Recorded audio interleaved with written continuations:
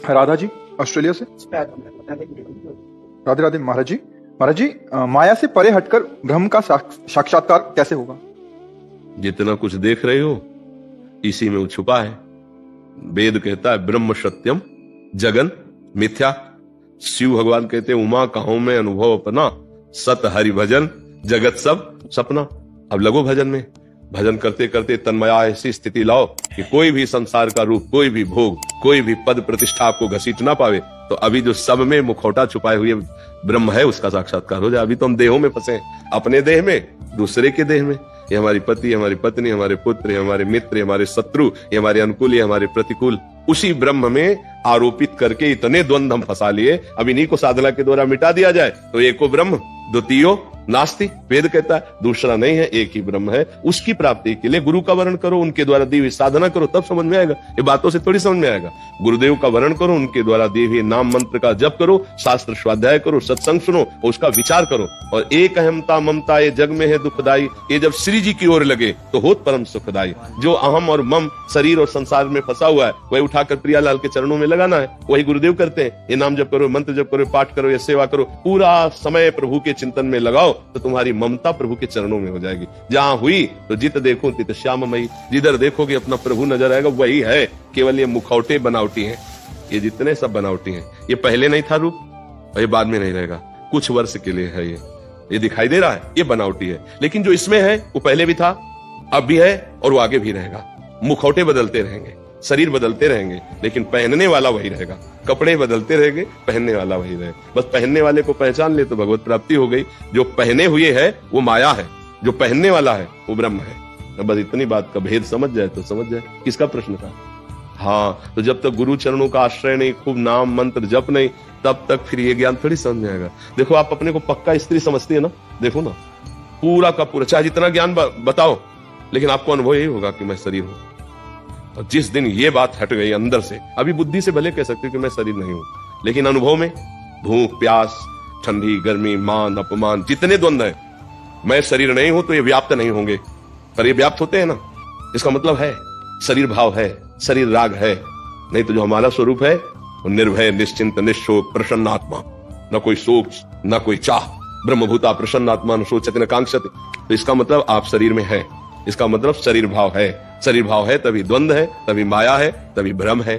इस शरीर भाव से मुक्त होने के लिए खूब नाम जप करें। बिना नाम जप करके हम कुछ और साधन करें तो माया हटने वाली नहीं है। हम कई बार बता चुके हैं, एकांतिक में कई बार चर्चा की कि जैसे हम फलार रहे हैं तो हमें एक और अभिमान हो जाएगा कि हम फलार हैं, हम ये नहीं करते, वो सब अहंकार बन रहा है। और अहंकार मिटे बिना भगवत साक्षात्कार नहीं होता, इससे मिटता है अहंकार। शरणागत होकर भगवान का आश्रय ले लिए और खूब नाम जप करें तो वो सोई जाने जे देव जनाई और जानत तुम्हें तुम्हें हो जाए। जब भगवान जना देंगे तो आप जान जाओगे सब में वही है, दूसरा कोई नहीं है। आप समझ पा रहे? कोई संशय इस पर?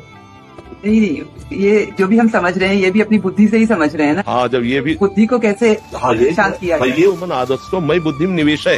भगवान कह रहे मेरे में मन और बुद्धि को आप समर्पित कर दो।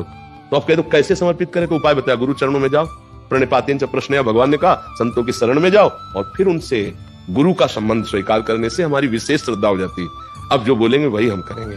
गुरुदेव हमारे ईश्वर हैं और ईश्वर के वचन हमको जीवन में उतारने हैं, तब हमारा संसार समुद्र से। नहीं तो ऐसे हमारा मन है, माना नहीं माना है, नहीं माना। लेकिन गुरुदेव बोल दे तो ना मन की बात थोड़ी चलेगी, उसमें तुम्हें मानना ही मानना है। इसीलिए गुरु परंपरा बनाई गई है कि हम अपनी मनमानी बातों को, बुद्धि की बातों को हटाकर गुरुदेव की बात मानते हैं। और गुरुदेव की कथनानुसार जब चलते हैं तो गुरु का ऐसा प्रकाश होता है वचन का कि अज्ञान तिमिर अंधकार का नाश हो जाता है। अज्ञान तिमिरांधस्य ज्ञानांजन शलाकया चक्षुरुन्मीलितमेन तस्मै श्री गुरुवे नमः। तो गुरुदेव भगवान की शरण, भगवान से प्रार्थना करो कि आप हमें गुरु रूप में मिलो और आप हमको मार्ग बताओ जिससे मैं आपको प्राप्त कर सकूं। क्योंकि बुद्धि एक सीप है समुद्र से ही, पर सीप में समुद्र नहीं आ सकता। समुद्र में ऐसे अरबों सीपियां हैं।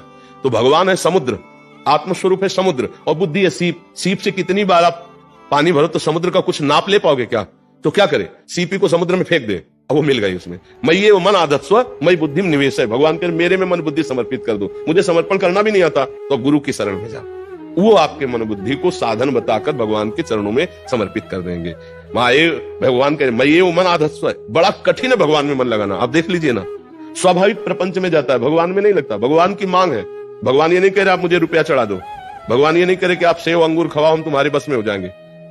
अगर वो करुणा करके बोले भी है तो कह रहे पत्रम पुष्पम फलम तोयम ये में भक्ता अप्रेक्षति।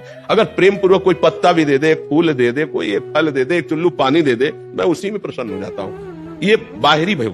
अंदर की बात करें कि हमें जो चाहिए तुम्हारा मन चाहिए, मन मनाव हो, मद भक्तो माद्यादि माम नमस्कुरु, मेरे मन वाला बन। अगर मन प्रभु में लग जाए तो सब समस्या का समाधान हो जाए। तो हमें जो गुरु मंत्र मिलता है, जो नाम मिलता है, बार बार उसको हम जपते हैं तो हमारा मन प्रभु में लग जाता है। ऐसे हम बुद्धि से गणित लगाते रहे तो ब्रह्मा ने असंख्यों खोपड़ियां बनाई है, असंख्यों बुद्धियां हैं, और उस ब्रह्म की एक अंश से ब्रह्मा जी प्रकाशित है। अब वो कैसे, हम ब्रह्मा जी से बने हुए बुद्धि वाले हैं, कैसे उसको जान पाए? वो ज्ञान समुद्र है। तो क्या करते हैं, जब शरण में आ जाते हैं तो डायरेक्ट हमारी बुद्धि में बैठकर फिर वो अनुभव करा देता है। सोई जाने जे देह जनाई, और जहां जाना तो जानत तुम्हें तुम्हें हो जाए, ब्रह्मविद ब्रह्मविभूत, वो स्वयं भगवत स्वरूप हो जाता है।